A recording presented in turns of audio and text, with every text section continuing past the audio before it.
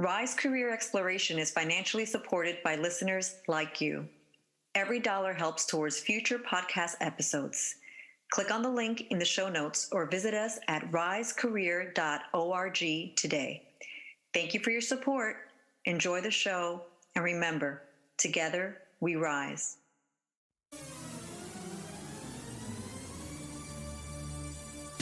4, 3, 2, 1. Hey, welcome everyone. I'm your host, Corey Alexander, licensed school counselor, author, and entrepreneur. And this is Rise Career Exploration, the podcast, where we interview guests on their professional journeys. Choosing a career can be one of the most difficult decisions of your life. Join me as we interview guests on their professional journeys. You'll find that the twists and turns of career struggles aren't unique to you, and that the path to your dream profession isn't always a straight line. Whether you are a student who wants to learn what it takes to be in a specific career, or just want to hear some great career advice, this podcast is for you.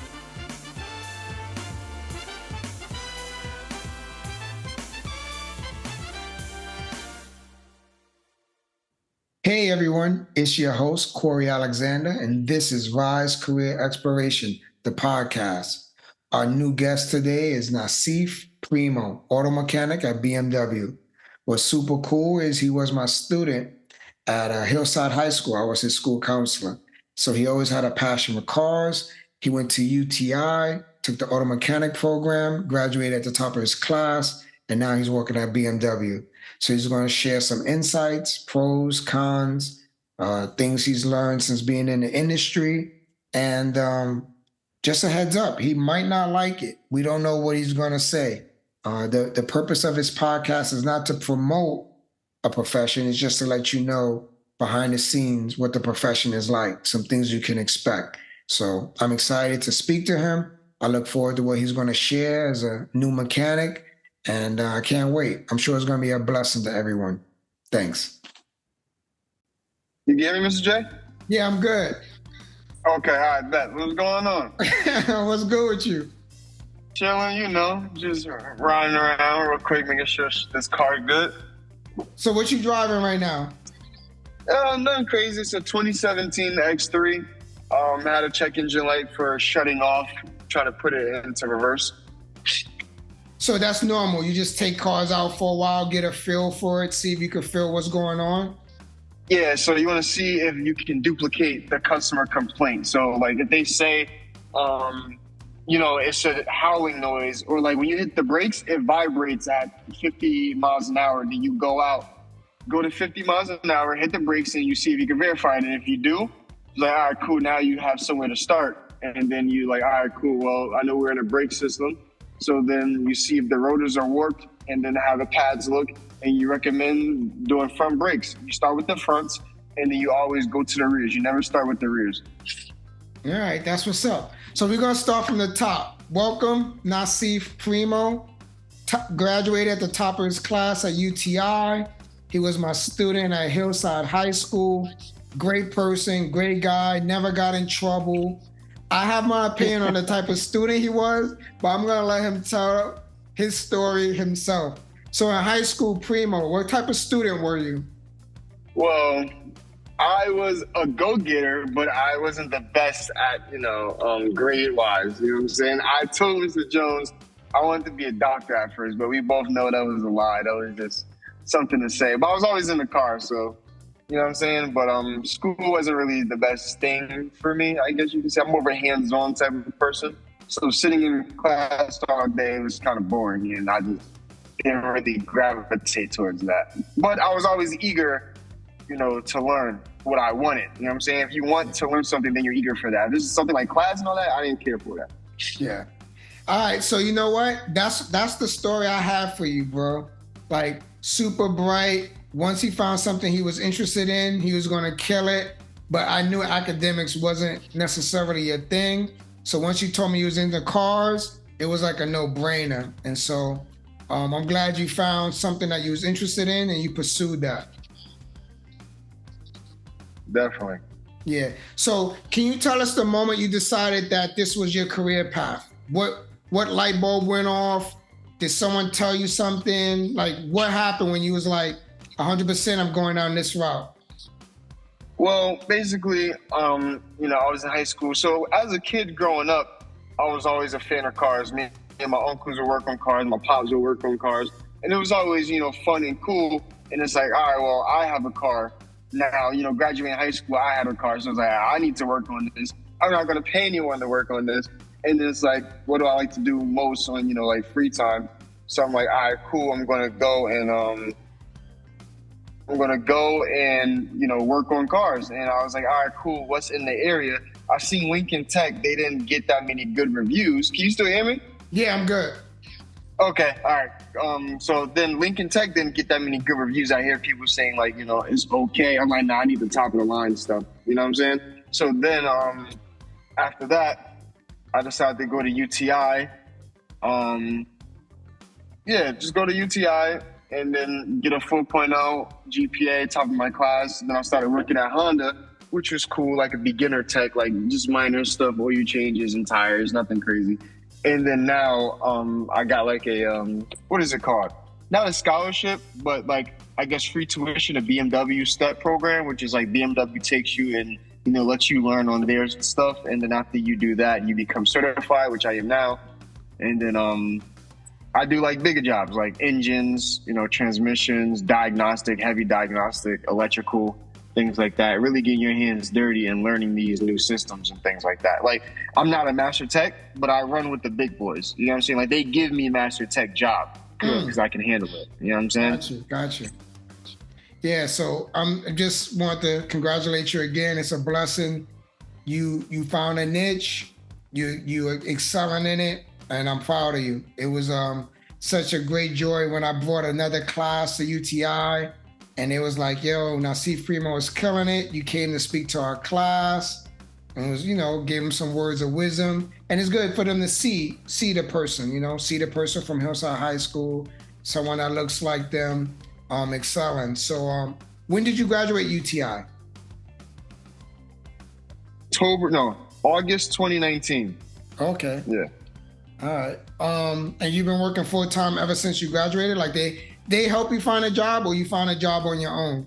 Nah, they help you find a job like crazy. Like, as I was going to school there, part time, I was working at Honda. So they even like the teacher, I didn't even go to through the school to find my first job. The first like real automotive job came from one of my teachers. He's like, hey, I know such and such has, a dealership in Hillside. And, I was in Hillside. If you guys are familiar with Route 22 Honda. And I was like, all right, cool. And then, that's right around from my house because at the time I lived in Hillside. And then he was like, he wants a couple technicians over there just, starting off. So I was like, all right, cool. So I started working that. And then, but yeah, even after the fact, they still even hit you up. They have lifetime job, help you look for a career if you need it. And, I just stuck with BMW because, it's a very high performance, dealership. We get a lot of very fast cars, and it's fun to like take them on test drives and fix them. And you know what I'm saying? You do custom work on them too, like putting on exhausts and things like that, tuning them. You know what I'm saying? I even have a BMW now. You know what I'm saying? It's a manual and all that, so it's cool. I bought my mother a BMW. She has one now, so and then I work on it. So it's cool. We're like a little Beamer family. You know what I'm saying? Everyone works there has Beamers. Everyone that works there has a Beamer? It has a BMW. It's a couple heads out there that has like their own stuff, but like majority, everyone has their own BMW. Yeah. Tell us about the school experience. Like, the classes, did they come easy to you? Like, do you pick, like, when you go to college, you pick from a list of classes, or when you pick the program, it's already laid out what you have to take, or you have choices? Right. So not really choices. So basically the only thing you have a choice of is not really like college. You know what I'm saying? It's just trade school. So it's not like, college you can have like 3 classes on Monday and have nothing to do on Tuesday and then have 2 classes on Wednesday. You know what I'm saying? It's not like that. So it's Monday through Friday. It's either 6:30 in the morning to 11 or 12 to 4:30 or 5:30 to 10. It's always 4.5 hours for the one in Bloomfield, the UTI. So when you go there, it wasn't hard per se. It was more of just like I already kind of had that background, so that helped out a lot. But just morally understanding. My most hardest, and pretty much everyone's hardest, was electrical, because you can see if a car is like running rough. You're like, okay, let me check this spark plug. If this spark plug is not bad, and it is bad, let's replace it, and then that engine running rough will probably go away, or a fuel injector or timing, something of that nature that you can touch that's physically tangible. Now, electrical, you can't see electrical, you only can see the wires. But even if, let's say, you know, everyone's familiar with like a fuse.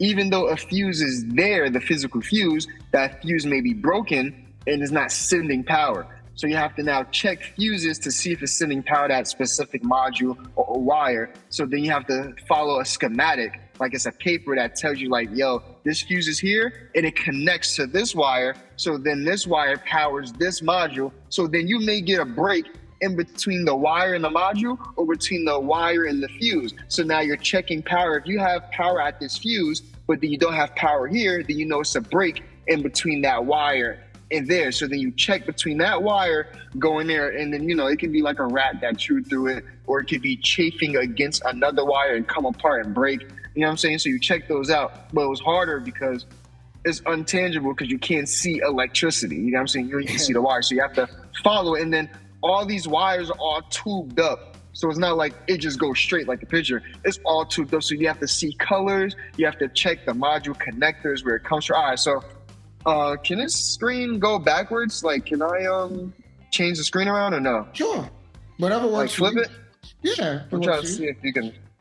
I know, I'm trying to see how do I do it. Oh, I guess you gotta. Oh, I see it. All right, bet. Okay. So I'm working on this car right now. Yeah. So I'm in a park. Nothing crazy, chilling.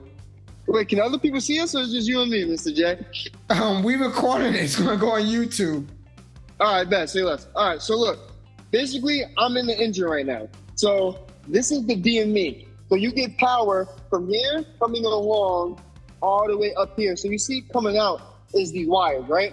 Yeah. Now, let's say this goes to the fuel injector. Let's say that this wire is bad, but we can see that it's connected. So now you have to open this up, check the wire in between this all the way here, but you don't know if the break is between here, it doesn't matter. So you gotta open this whole thing up to check to make sure this wire is okay. You get what I'm saying? Something like that. So that's pretty much like what you have to diagnose. So it's a little bit harder because you're tracing a lot of steps and you don't know where it's at. So you'll be sitting there kind of try to lose your butt on it, because we get paid a lot differently. Like, you know, a regular person, they get paid hourly. So if let's say at McDonald's, if you do making 10 patties a day or 0 patties a day, if you're there for 5 hours, you get paid 5 hours. For us, on what you produce. So last week, I'm not trying to like boast or anything. Last week was like one of my highest weeks. So I hit 64 hours in a 40-hour work week, meaning I produced 64 worth amount of cars, like not 64 cars, but 64 hours worth of cars in a 40-hour work week. And, you know, we get bonuses for that. So for us, our bonus structure is, let's say you hit 41, let's say just averaging, someone starts off at like $20 an hour. You do 40 hours work week, but you do 40 hours worth of work, you only get $20 an hour. Once you hit 41, you go to 21 for the whole 41. Once you hit 46, you hit 22 for the whole 46, and it goes up from there. So I hit 64. So if someone was at $20 an hour, they made $25 an hour times 64. So you can really get a lump sum of change. You get what I'm saying? So like these master techs that are making like 35 an hour, and they be hitting the bonuses a lot. You know what I'm saying? So they're already making $40 an hour for the whole 64. So that's a lot of change in their pocket. You know what I'm saying? That's 1 week. You know what I'm saying? So it really gets up in there, but it's cool though. Yeah. So that's something I was going to inquire about, because every job that comes in, correct me if I'm wrong, has an estimated manpower hours associated with it. Is that accurate?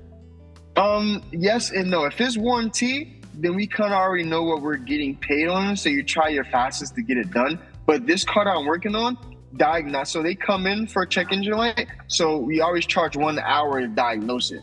Okay. Excuse me. So basically, let's say if I'm checking it out and it takes 2 hours, but the advisor that sells the work only sold that diagnostic for 1 hour, I'm kind of beat. So I lost an hour, unless I can be like, hey, can I get an extra hour? And he may, depending on the advisor, he'd be like, yeah, let me see if I can squeeze this one out the customer. And then if not, like, hey, listen, I can't do that for you, but did you fix the problem? Like, yeah, all right, cool. And he's like, all right, cool. Now you let your foreman know, listen, I lost time on this car. Do you think you could give me a customer pay card, like brakes? So if a customer comes in with front brakes, we always charge 2 hours for a customer pay car. And, I can get brakes done in about 30 minutes. So you still get paid 2 hours for 30 minutes. Then you move on to another one. You get what I'm saying? So then you can really triple up your hours and kind of make up what you lost sometimes. But then you also have weeks where you lose, where the week before last week, I was only at 30 hours. So I only took home a 40-hour. Well, that's the thing. Certain jobs are different. Our job just changed. They make you, even though you're there for 40, if you don't produce 40, you go home with 35 hours. So it's a little bit of a motivational tactic to get you to try to produce for the company. But so last 2 weeks ago, I only made 30 hours in the shop, but I was there for 40. I was in the shop working for 40. I only got to take home 35 hours, which sometimes isn't cool, which is what makes you want to go hard to produce so you don't have to keep taking that home. But then sometimes, again, it kind of, you have to work a lot harder. Sometimes you're there for 45 hours just to get 40. So it's like, yo, you're here for 45, but you're only taking home 40 though. You know what I'm saying? Yeah. So it's okay. It has its ups and downs. Yeah. So you getting a job that you want, that you like, is dependent on who? A dispatcher. So he dispatches out the work to you.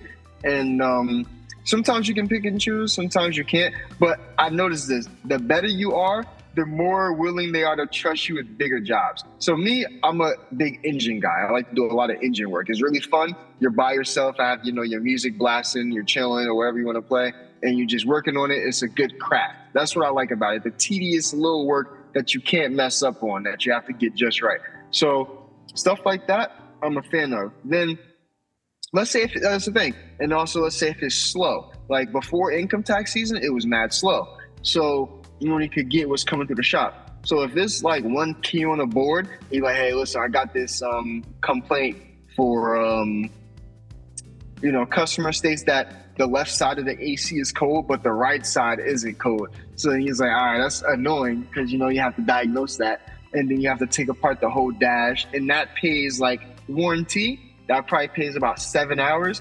And then because that's the thing, you don't really get that many cars like that. So it's not really in your knowledge. It's not like brushing your teeth. You can do it with your eyes closed. So it's like you lose time on it. So you're there for 10 hours trying to do this car and then you lost out. But then you may get another car just like it. You know what I'm saying? That you may lose out on again. So, it helps, it hurts you at the same time. It just depends on what you may get or not. Yeah, but then it's how you look at it, because now when that problem comes in next time, it's paying 7 hours and you doing it in 5 because you did it before and took 10. So the experience is going to benefit you down the line, I would think. Exactly. Yep, that's exactly what happened. So some cars I've had that I lost on, and then they came in for a third time and I went directly to the problems like, yo, it's this. And then we got it done. And then also too, everyone's there to help you. So unless they're like, a whole tech, everyone there is to help you. So like, if you go to one of your master techs, like, hey, listen, have you seen this before? It's like, yeah, let me show you. And they'll help you. Or people come to me, like the younger techs, they'll come to me. And they're like, hey, listen, what happened with this one? How do you do this? Now I'll tell them like, yo, how to get it done, how to diagnose it, or like how to evade the problem. Like you have steps. So when you hook up the diagnostic tool to the car, it gives you steps to like, hey, follow this. If this doesn't work, go to this. If this doesn't work, go to this. If this happens, then you stay here and you follow this path. So it's like, hey, listen, this happens so many times, 9 times out of 10 is this. And instead of you wasting time doing steps from 1 through 5, you could just go hit 7 and then be done. And then you save that time. You know what I'm saying? Yeah. How long was your program at UTI? 11 months. Oh, that's really good. Yeah. I was in and out. Yeah. How many classes did you have to take? Do you remember? I think it was around 15 because each class was 3 weeks. 3 weeks, yeah. Okay. And you would recommend UTI to people? Oh yeah, definitely. If you want to get in automotive, I would say UTI would be the best bet. They have the best like training, best staff. The best facility is really big in there, and there's a lot of space for you to get dirty and learn. The instructors are good. What else? They also help you with the career. Like they keep even helping you, even if you have one. Hey, listen, is this a good spot for you? And they like, if not, we have this spot that's also looking for people. If you want to join with them or not. You know what I'm saying? So I would definitely recommend them as what someone want to do. Like I would stay away from not trying to bash on anyone, but I would stay away from Lincoln Tech and stuff. I don't really hear too many good reviews. And then even the technicians that work for our job that went to Lincoln Tech say, yeah, I should never went to Lincoln Tech. But you also learn on the job as well. You know what I'm saying? So I learned at UTI, but the main knowledge though comes from actually doing the work. You know what I'm saying? Yeah, of course. How did you pay for school? With a loan, took out a loan. Okay. But they also have grants. I think I did get a partial scholarship because I had engineering class at Hillside High School that I did good with. So it was an automotive, not automotive, but it was intro to automotive engineering something. So I had more knowledge to them. So they gave me a little scholarship with it or something. Okay. How was your experience at your first job at Honda? It was good. I actually loved it. What I wish every employer would do was let you get paid every week. Honda got paid every single week, which is what I liked a lot. And Honda, they're a little low key with it. So as long as you get Honda work done and you're done for the day, you can bring in your side jobs. I had a lot of clients, I would work on their car on the side. You make a lot of money doing side jobs. You know what I'm saying? You can charge whatever you want to do brakes and they'll pay you cash. Uncle Sam doesn't have to touch you and you're done. And then more stricter dealerships like BMW, you can only do side jobs on Fridays and Saturdays. So it's if you got a guy that works Fridays and Saturdays, he's only open Tuesday. You're hey, listen, I can't work on your car this day. You know what I'm saying? So it kind of hurts that type of person. But Honda was definitely a good starting foundation because they're a little bit easier. German cars are a little bit more harder. Yeah. So if I'm hearing you correct, when you say side jobs, you're able to use Honda's facility for the side job and not pay Honda. No, exactly. So all you have to do is, and this is pretty much for almost every dealership, as long as you get the car legally written up in the shop to be legal, meaning basically just as if any customers coming through, if something breaks, the dealership's not liable for that. So you just get it written up so it can be legal to be in the shop and then you can do what you want to it. As long as you can't just go and bring my mom's car. In fact, you can't just bring it in the shop. You know what I'm saying? They'll have a problem with it because if anything goes down, I can sue the dealership. So it's hey, write that car up so then you can be legal. Once it's legal, do what you want to do. If you drop that car on you, that's on you. As long as you got it written up legally, you're fine. That's cool. That's really generous. Yeah. Yeah, so you're not working out of your driveway or in your house. Exactly. That's dope. I wouldn't think they would do that without taking some percentage or charging you just for resources. But that's great. Yeah. Yeah. So in your young career, what has been the biggest challenge so far and how have you handled it? Biggest challenge, I would say, that's a good question because it's been pretty good actually. But I would say maybe biggest challenge would probably be furthering my time in school. Obviously during COVID and stuff, but I'm not going to use that excuse. Schools kind of shut down, so I had to get certified on my own, another certification. But basically trying to go to school again for BMW. They're kind of you're on a waiting list. So I would say maybe that's one of the biggest challenges, or maybe trying to see, because that's a really good question. Because all your problems, you kind of have a solution to. If you're dealing with a car, again, you have a solution to help you with this. If something's not working, you can go to someone. So most problems in the dealership have a solution, even if they take 5 days to figure out. In the back of your head, yo, this is going to get done. You may not get done when you want it to get done, but it's going to get done regardless. There's going to be some solution to it, though. if that makes sense. Maybe patience could be a problem. You don't know when that car is going to get solved, but you know it's going to get solved. Yeah. All right. In an ever-evolving automotive industry, how do you stay up to date with the latest advancements, technologies, and diagnostic techniques? So we have every quarter of the year, so every 4 months, we have like an updated. It's not like a class, but it's kind of like a mini little class online that gives you updates to what's coming out. Onboard diagnostics, we have updates to keep us in check and in tune with our cars.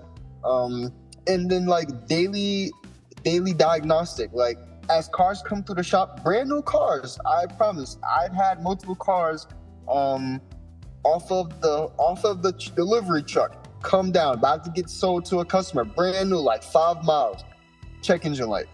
Wow. And yeah, check engine still has a sticker on the window. And they gave me the car. Hey, listen, I need you to figure out what this is. All right, cool. And we have like bulletins. So BMW would come out with bulletins stating, yo, this is wrong with the car. So like even the brand new X1s that we just got, they have an airbag recall. So it's like, all right, cool. We know when we get these X1s, we're gonna have to start replacing airbags on them. And then like with those service bulletins, they give you a list. And they say like certain complaints, like if customers turning and they hear like a cracking noise, start with this. It's like a disc that has like friction material on it, and basically the space in between the brake rotor and the hub, they like chamfer because they have a little bit of play. So that little disc fills in a gap to create that, to take away that noise. So it's little things like that keeps you on your toes. So when that comes in, again, you don't have to like kind of diagnose it. You know what I'm saying? It's like, okay, let me go to this bulletin, see what they was talking about. It's like, okay, now I can start with this, and now you kind of get your feet wet. You know? Got you.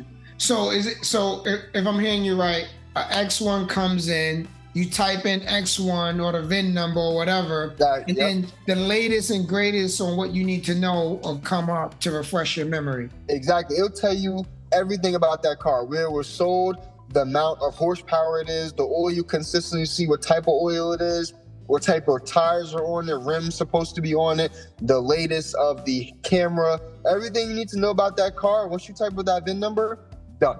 You're good. Gotcha. What software it should be at, what like software programming it should be at, everything.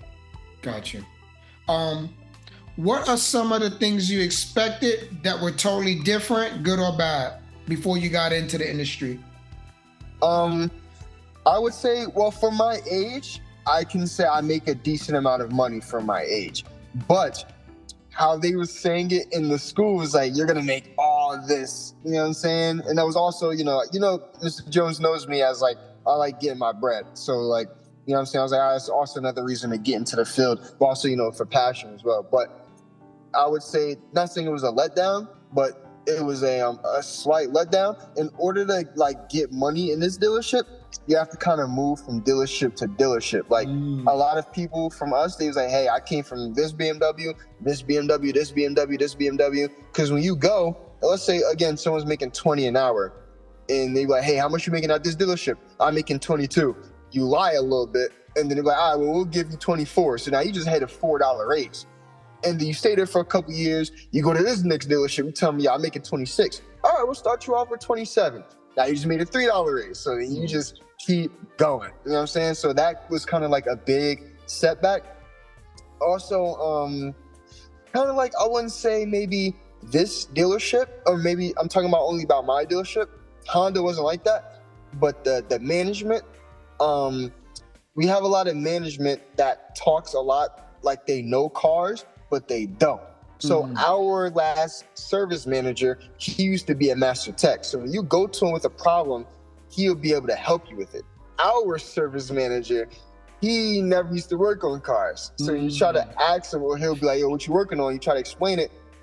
It's like, it's not really a good foundation because you don't even know what I'm talking about. And he'll try to basically, he'll try to like control your work and like, hey, bust this out for me. I need this done today. And you look at the car, and you're like, bro, this is not getting done today. And he's like, what you mean? That's easy. I'm like, you don't know because you don't know about cars. I know this is not going to take all day. This is going to be like tomorrow. Yeah. I need it done. And it's like, now you're trying to rush your whole life off just to try and get this car done. And someone like me who takes pride in their work, I like my cars done right. So when you like them done right, you take your time and you really perfect it, what you got to do. Make sure everything's spick and span. If you're fixing like something that's a leak, you don't just fix the seal that's leaking and leave all the dirty oil everywhere. Nah, I clean everything off, make it look pretty much back to brand new. And it's like, yo, you got to hurry up. You got to hurry up. It's like, no, got to do this right. So another thing, again, is like patience and rushing. Technicians don't like to be rushed. They want to do their job well, get it done right the first time. That's another thing. With comebacks, we don't get paid the second time on comebacks. So if you're like rushing us to do something and we get it done and it may be a little bit wrong or something and it's warranty, or let's say I'm just going to keep it simple. Let's say we're going to brakes. Customer states they're hearing like a squeaky noise. And you cut the rotors and you replace the pads, but the rotors are still kind of warped so slightly so they still make noise. Like 2 weeks from now, you drive it, everything sounds good, but they come back. So it's like, all right, cool, yo, you didn't fix the problem. So now if you're at like 38 hours and it's Friday afternoon and you about to grab another car and you're like, yo, this car came back, you need to go look at this. You don't get paid again, so now you're stuck on that car and you don't make time for that week and now you're mad. So then it's like, I might have to come in Saturday, which you don't want to do, to try and make up those hours. So it's a little annoying that you have to, that come back, like stuff like that, you don't get paid for. You know what I'm saying? Gotcha. Yeah. So share what it's like on a busy day from start to finish. What time you come in? How is it? Did you get lunch? Are you taking care of yourself to get a break? And then what time you leave? Stuff like that on a busy day. I usually start my day around 7:30. You usually start the day with waiters. So waiters are customers that are waiting. They want quick stuff like oil changes, spark plugs, some minor diagnostic programming, things like that. Probably I would do a couple, and this depends whether if you have a big job or not. If I have a bigger job, like when I had that engine car last week, I did not work on any waiters because my set priority goal is to get that car done. So, but I'm talking about like a day where I don't have any cars, I would do waiters all day. And then when lunchtime comes around, I take my lunch around 12:30 to like 1:32. Take my lunch sometimes because, again, also as you're working, if you're like really into it, I don't take a lunch break because you're really in it. If I take a lunch, I'm going to be sleepy and I'm not going to be on that same type of grind I was before. So sometimes I'll just miss lunch or I'll eat it as I'm working. So then I would take my lunch, come back, just start the whole process over. If it's another waiter, then you do that. Or like towards the end of the day, it gets a little bit slower. So it's like, hey, I have this bigger car to do.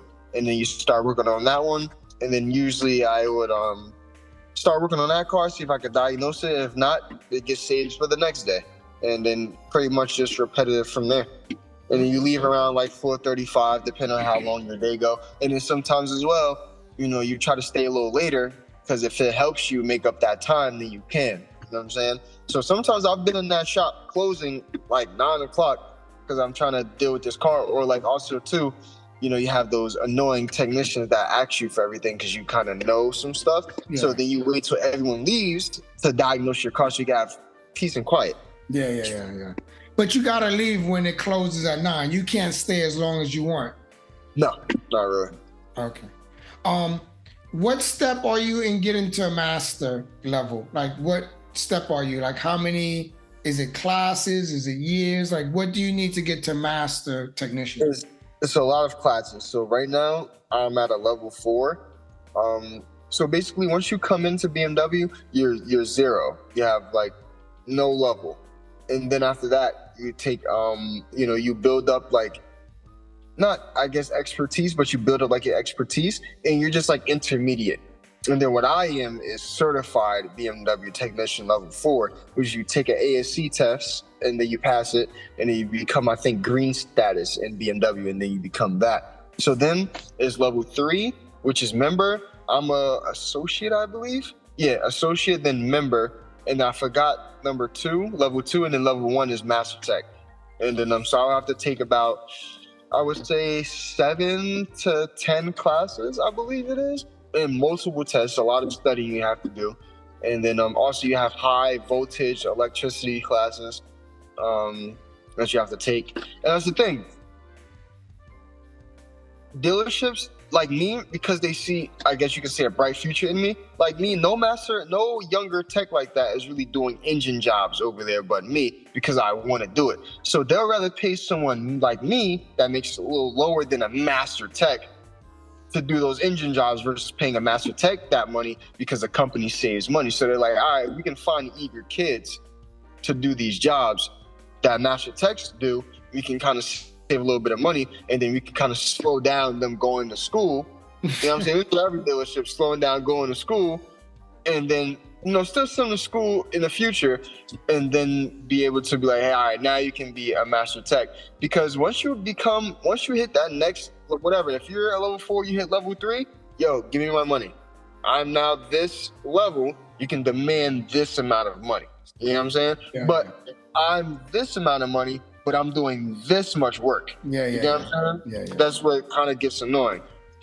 But I would say it does build your trustworthiness, like versus so Yeah, it's a trade-off. So who pays for the school to get to the higher level? You or them? They do.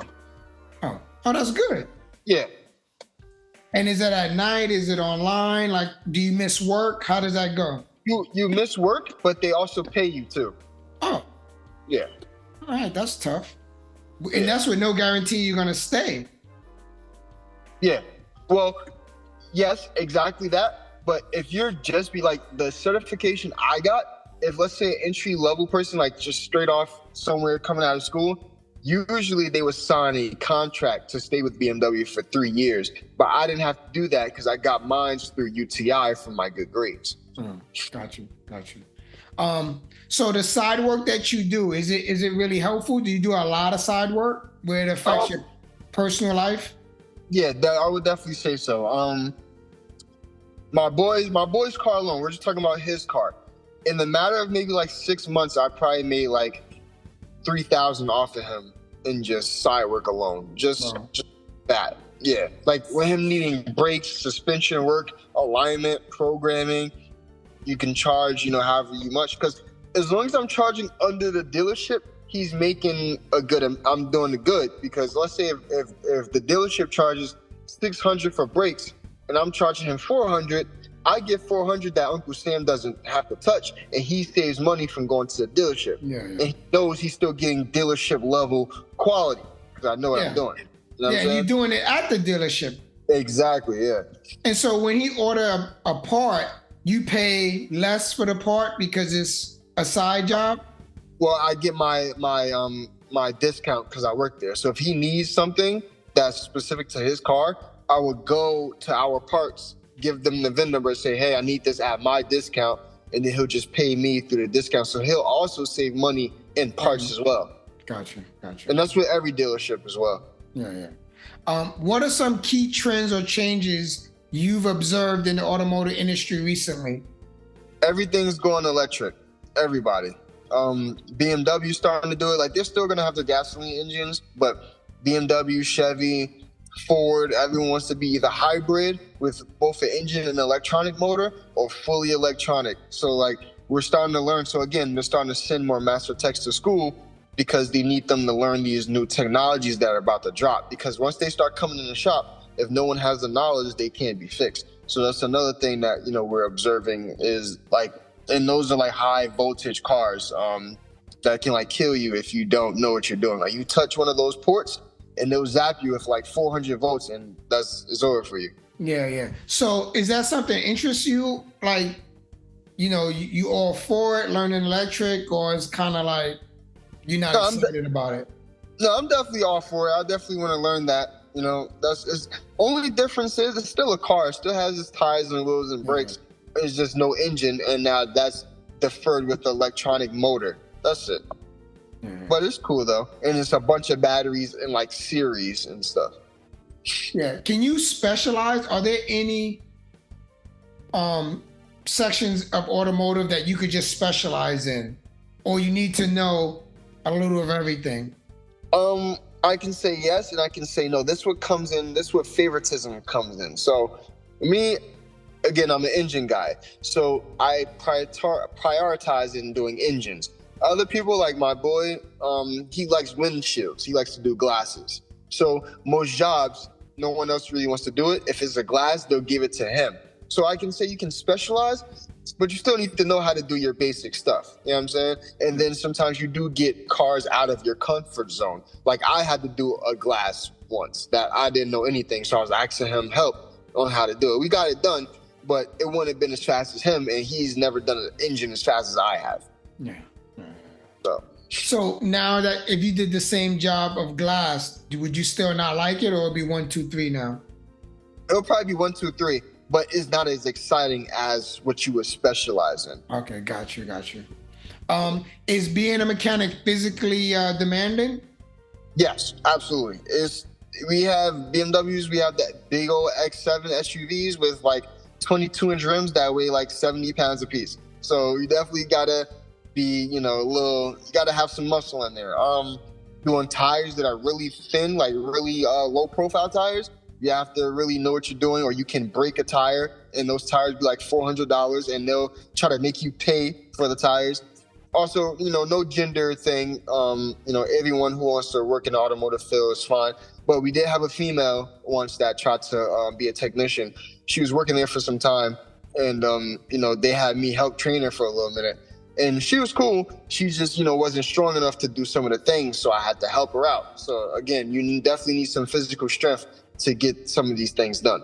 Yeah. And I know you're young, but how do you take care of yourself, your well-being? How do you get breaks? Do you go on vacations? Like, how does that work for you? Well, for me, I'm not really a vacation guy or party guy, but I hit the gym in the morning. Like today, I missed the gym in the morning, so I'll be going in the afternoon. I eat healthy. Mr. Jones knew me. I was playing football, so I was an athlete. Yeah.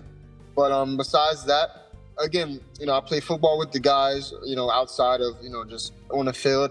I work out, eat healthy, lift weights. You know what I'm saying? I don't smoke or drink.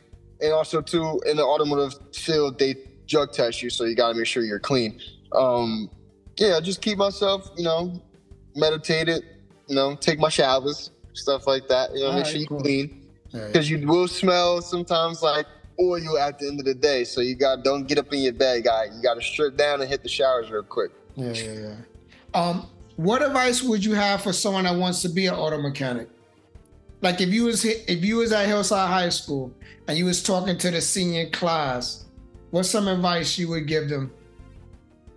I would say if this is your passion, then do it. Don't do it if you just want money, because you're not going to end up liking it. It's going to, like right now, it's a passion, but it's starting to become a job because, again, you start to get certain jobs that you don't have passion for, if that makes sense. So it starts to get a little bit annoying because you have the politics in the job. But if this is like your true passion, then I would say go and do it because, it would be like in your heart.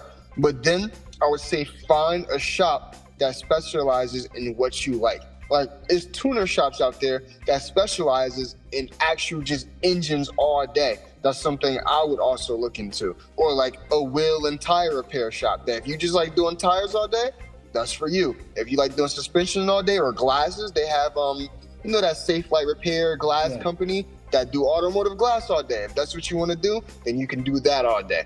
If that's like your specialty. Me, I like, going around the whole type of car to know at least, just in case anything was to happen. But I would say if this is your passion, then, I would say do it. But don't do it if you just want money because you're going to get aggravated, if that makes sense. That makes sense. Yeah. So where do you see yourself in the next 5 years? Next 5 years, actually, I would say we're actually working on that right now. I would actually say owning my own business. Not in the automotive field, but owning my own business. And I would say still, I want it to be more of a passion for me more now. So I would say, because again, you still get those ups and downs. So for me, it would be once I own my own business and I'm getting that money coming in, it will be owning my own house with a lift, and I can work on my cars and friends and family cars when I want to. And then it could be like a true passion because don't forget, in the automotive job, you can't take all day on these cars. These customers have, places to go, their doctors, things like that. And, you have a time limit on how long, you could get these things done. So It's not like, all right, cool, if you have, your car and your mother's car and your lift at home, like, yeah, I'm going to take my time and get this done right versus getting rushed. So that's where the passion comes back. And it's like, you can really perfect your craft across the board, that. Yeah, got you. So Primo, we come to our last question, but before I ask it, is there anything I missed that you would like to share with the community of listeners?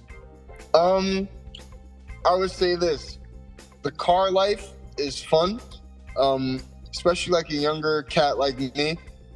It's fun, especially like when you get into the meets and you talk to a lot of people. So as a technician myself, you work on a lot of, as a BMW technician, I can at least say, you work on a lot of $150,000 cars. So when you go sometimes to talk to a customer to explain things, you communicate, hey, what do you do? I do this and this and that. So I'm just saying, just like people that are in the automotive field and stuff like that, you're going to make a lot of connections with a lot of people who you think you didn't, who is a multi-millionaire and you didn't even know it. And you're working on his car and he gives you his business number. It says, call me sometime. And you can start setting up things like, hey, listen, once you get to a certain amount of money, come see me. I got this investment deal. I'm just giving out like just little plays here and there. It's like, you want to have multiple streams of income coming in. You know what I'm saying? Not just this alone. So it's just like, you're going to communicate people and learn to talk to people. Don't just be at your lift, just working on your bay all day and then don't want to talk to nobody. Get out there and talk to everybody who you can and learn something. And don't be jealous or hatred towards people. I've learned someone that just started. I've learned something from someone that was younger than me. I've learned someone that was older from me. Older people who learned from me. So it's like, never judge a book by its cover. Always seek knowledge from anybody. It doesn't matter who it is. You can always learn every day. Yeah.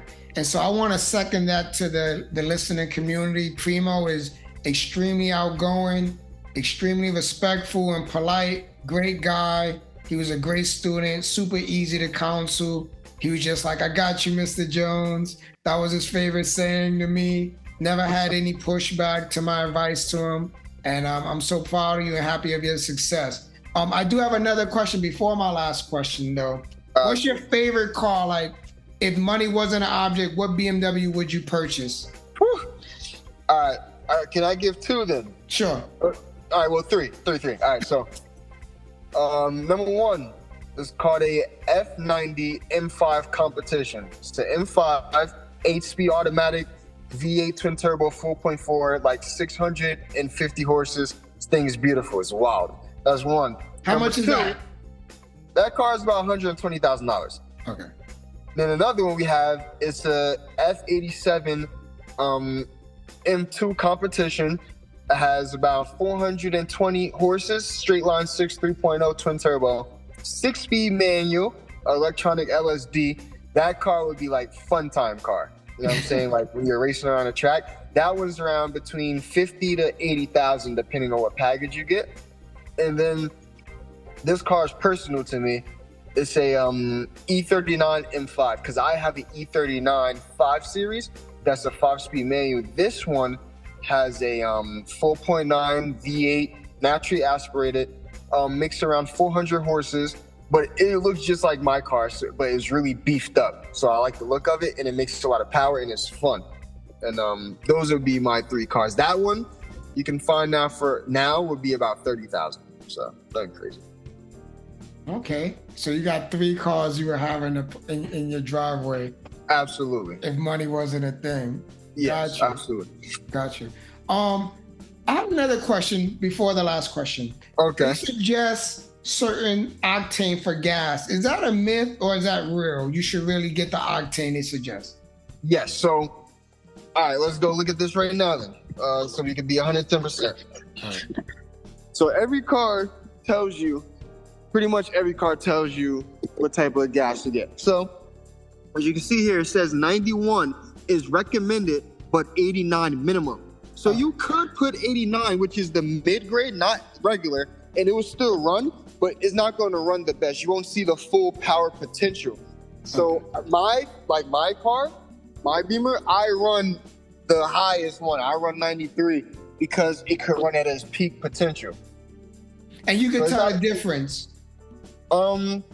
Basically, like just the fuel grade, like your fuel economy. So sometimes in my Beamer, I will run the highest one, and my fuel, my what is it? What was I just saying? My miles per gallon would be, let's say, 22 or 25. My car doesn't run the other gas, but let's say a car like this guy may run at 25 miles per gallon. It'll probably run at like 18 miles per gallon because it's starting to get crappier gas. You know what I'm saying? So basically what it is when you have premium gas, it's able to ignite at the specific time that the piston comes up to blow up. You know what I'm saying? So when you're running regular, it combusts before the compression, so you start getting detonation in the car and it runs really rough. So that's why they say don't mix fuels or don't put in that lower octane fuel in your car. So I'll always say put whatever the manufacturer recommends. Like I also have a Toyota too that I just drive around on a daily. That one takes regular. But if I put in 93, it won't affect it. It won't benefit. Exactly. So I just put regular because it's okay. Got you. All right, so our last question is this. You're pretty young, so this is going to be an interesting question. If you could text your younger self, what age would you text and what would the message be? I would text at probably 18 and I would tell myself to do what I'm doing now. Well, not doing now, like basically in the business aspect of my life, saying like, open up certain businesses and investments so you can have, your future covered. Because, you never know what goes down in the future.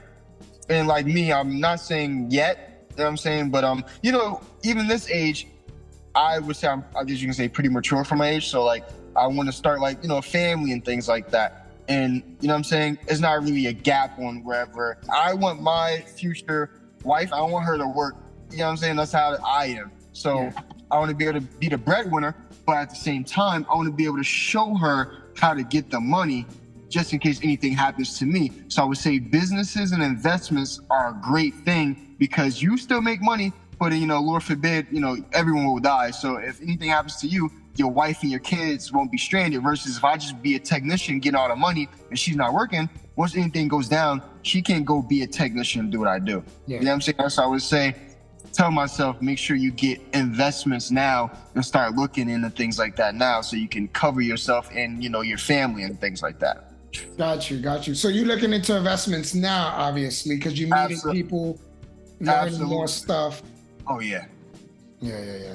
I just met a guy, a week ago. He had multiple, investment properties and stuff like that. And he was telling me how if you get 100,000, you could come to him and not flip it, but basically you can invest it into one of his properties. And then about 16 months, you can come back out with 225,000.